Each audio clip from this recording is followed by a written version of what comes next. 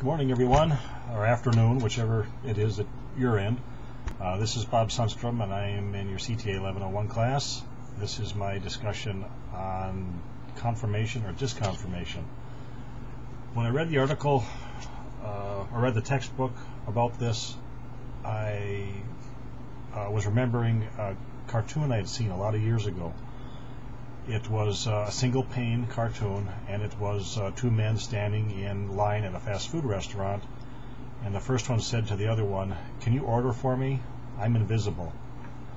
What a way to go through life when you can't even be acknowledged in line at a fast food restaurant.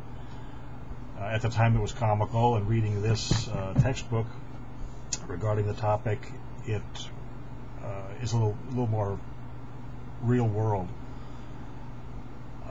It's difficult to nail this all down, the different types of disconfirmation. That's what I'm going to key on, I guess.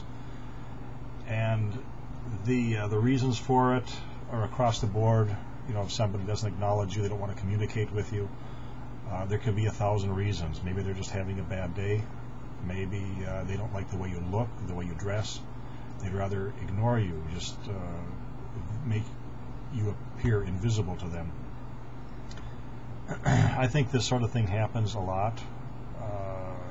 We all do it to different levels. If there's somebody that we'd rather not acknowledge or communicate with, say a panhandler on the street, we'll keep looking straight ahead instead of looking at them and acknowledging their presence. I know I've done that. In Duluth here where I live, that sort of thing happens, and on certain days I'll just choose to ignore these people. It's not ideal, but that's the way we live sometimes. Confirmation is a different sort of a thing. It's a very positive thing to confirm somebody's existence, to talk to them, to communicate with them. In my job, I travel from office to office servicing office equipment, copiers and printers and fax machines, scanners, things like that.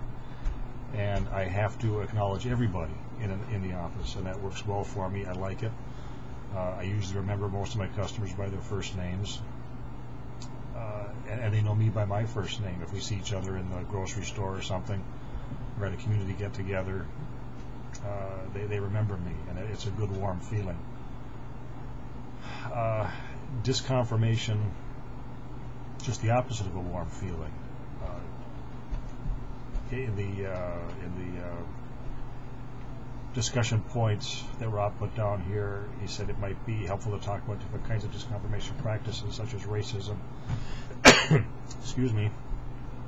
Such as racism, sexism, things like that. That's on a personal, much more personal level, I think. To not want to discuss or communicate anything with somebody from certain beliefs or religions or races. Difficult. When that happens, we rule out a lot of good that could happen in our lives. Just talking to people, understanding them, knowing them. Spike Lee said, "The more colors, the more better." I like to say, the more friends, the more better. The more people I know, the better I am, the more intelligent I feel I am, because I know more. And that's about it for what I have. Feel free to bring up anything you want on this, good or bad. Feel free to comment. Looking forward to that. Thank you.